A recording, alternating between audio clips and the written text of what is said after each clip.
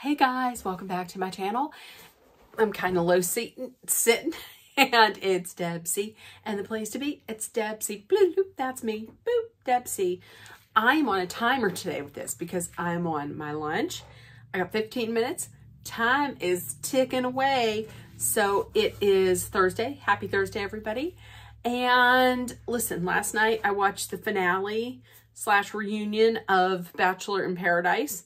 Let's get to it because there was a lot. So listen, we started off with the triangles.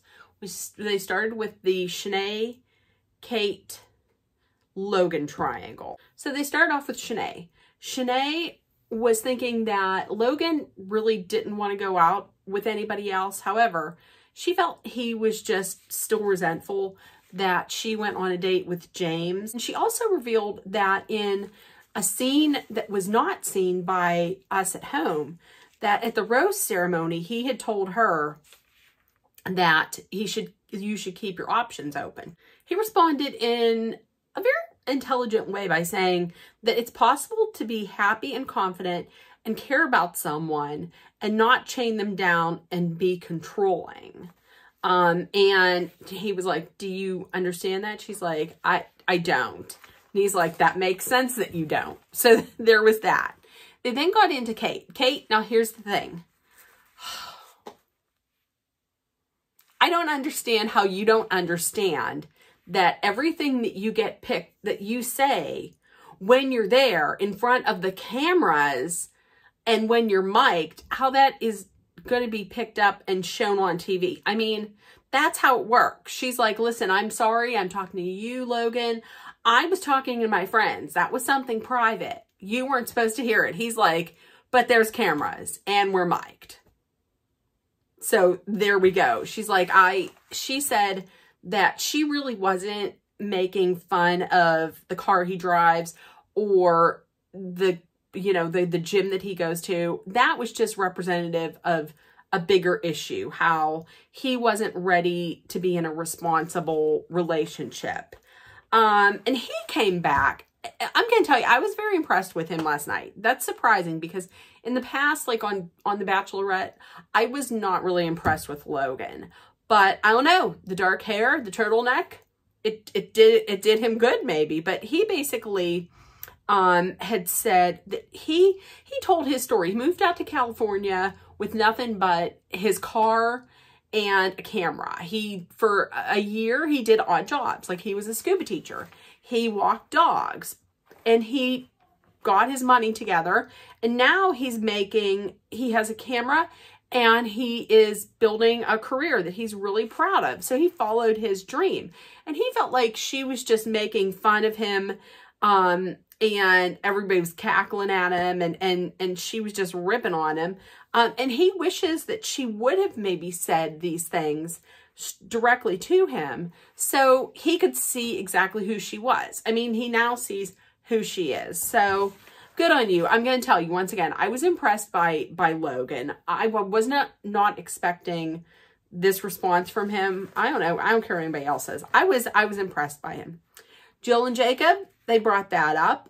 Jacob admitted that he started seeing other women when the split week came because he thought that Jill would be doing the same thing while they were away. We all know she didn't. And he was really upset how he handled it.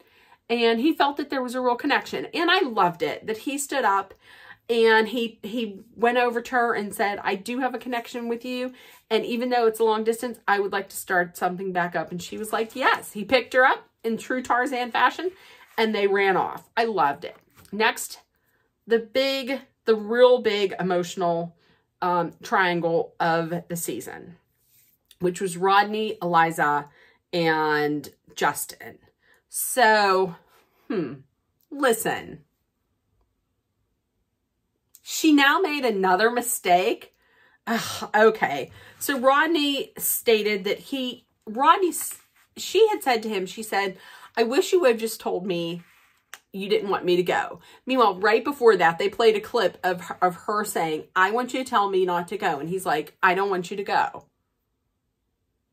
So what are you missing?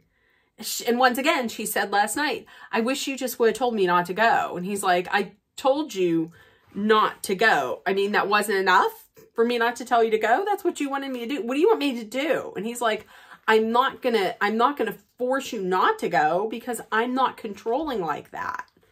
Ugh, I just don't understand it. And then once again, Eliza then says, listen, I made a mistake and I think we could be in a great relationship, this and that. No, how many times do you think you get to make this mistake and then you just get to like erase it like it didn't happen? Rodney was like, listen, I'm finally okay and I'm finally healing and getting over from this. So I wish you the best, Eliza, but no, thank you. Listen, no. You make a mistake and then you just get to erase it like it didn't happen. No, ma'am. No. So then we had Genevieve and Aaron. Now I'm going to tell you, contentious was a good word to use for their relationship. I was expecting this to be a blow up. I was expecting some childish behavior. It really was not. They both admitted to the mistakes. She admitted to being emotionally reactive. He admitted to being boorish and to being a dick. They both apologized. They hugged. They were good. I was very impressed with them. Moving on. This next one was one of my absolute favorite couples, and I thought they were so adorable. Last night was tough for Brittany and Tyler. So Tyler came out alone, mentioned they aren't together. I made note, this made me the saddest. It did. And it ended like soon after Paradise. They met each other's families. But then she went to Italy. She FaceTimed him. She broke up with him. And he had mentioned that this had happened at the same time that he was being dumped on national TV by Rachel. I felt so bad for him. And he said that they just became two different people. Brittany came out. She said that she asked him for a break. She did that. And then he was texting her. He was trying to FaceTime her. And Tyler said that this really came as a shock because the whole time she was telling him how much she loved him and every day was saying, I love you. And then at one point he said that she hadn't reached out to him at all. And I agree. If you love someone, you're going to reach out and you're going to see like, hey, how are you? Even if you broke up with someone, if you think that that person might not be doing so great, reach out to them and just be like, hey, are you okay? I don't know. I loved Brittany this season. She came off as just being really cold and not like, I don't know.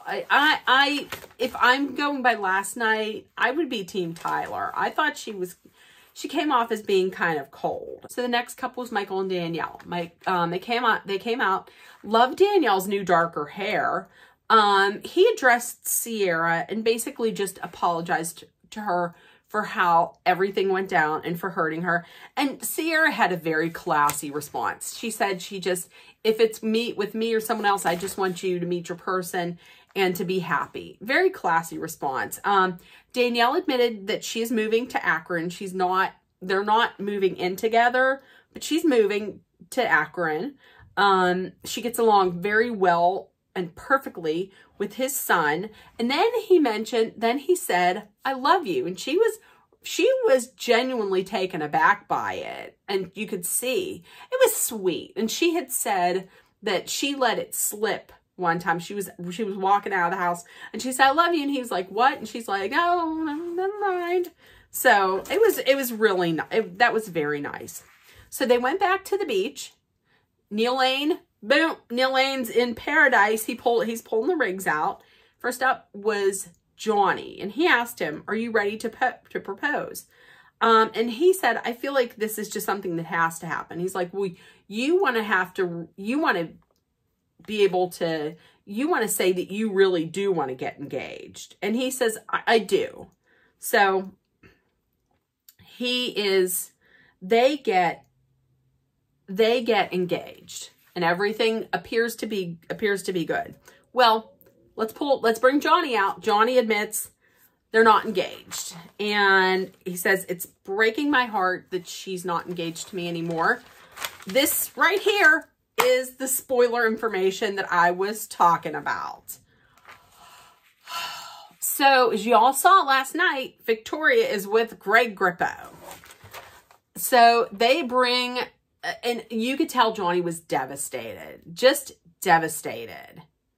So, Victoria comes out. She feels good. I feel good. How are you, Johnny? And he's like, he looks devastated. And she's saying, listen, in paradise, it was rainbows and butterflies. Outside of paradise, it wasn't. She wasn't happy. 3 weeks out from paradise, she said, this isn't going to work out. She said there was fighting and it was toxic. She said that he called her they bleeped it. I was thinking it would either be the B word or the C word. And she also said that he said that you don't cook, you don't clean. That's what a woman's meant for, or something like that. And Johnny was like, no, that was not, I didn't say that. I guarantee I didn't say it. It looked like Tyler was like bursting at the seams to let them know that he wouldn't do that. So, and she said there was fighting, it was toxic. And Johnny said, well, that fits your narrative. And she was like, what do you mean? What narrative? And he's like, well, I mean, you're out there dating, you're out there with, Greg and this and that. And he claims she cheated. She says he didn't. But then later on, he's like, well, what do you call it when you're trying to work through your relationship, but your fiance is talking to another man? That's emotional cheating. Exactly. That's absolutely emotional cheating. So he then wishes her the best and he leaves. He goes outside. He's talking with Tyler. And then here we go. In comes Greg Grippo. Comes out. There's not a lot of clapping from his castmates at all. They're not happy. And Tyler was outside talking to Johnny and he's like, listen, there's a lot of stuff that she said that you could have said, but you didn't. You're the bigger person. Everybody apparently wants to see Greg. I didn't care about seeing Greg at all, except for some tea. So they were friends, and I guess during break, because Victoria says they were on a break. I guess during this break, Greg asked her to go have a drink in 2 days in Rome because they couldn't go anyplace else here. I guess because the show hadn't aired yet. So they go to Rome. They get matching tattoos. This is the dumbest tattoos. A little tiny chow. The castmates looked real impressed by this tattoo. He's like, it means bye. To who? Is that your way of saying bye to Johnny? Fuck this. No. I like it. And she was putting out this energy where she was like, F it. I know no one likes us. I don't give a shit. And this and that. No, nobody was impressed. So there was that. And then finally at the end, the little baby gorgeouses, Brandon and Serene, get engaged. Conveniently, Jesse gets ordained as a minister online. And I understand. I didn't think they were going to get married on TV because I would think they would want their families there. So congratulations to them and hooray! So that is it. I'm a little bit over my time. So let me know in the comments if there's any other reality shows that you would like for me to watch and cover and do videos on, because I would love to do it. So everybody have a great day. If I haven't told you yet today, I love you. You're loved, seen, and heard. Please make sure to put love, kindness, compassion, acceptance, hope, and positivity out there, and spread kindness liberally. And I love you guys. Happy pre-Thanksgiving. Bye, guys.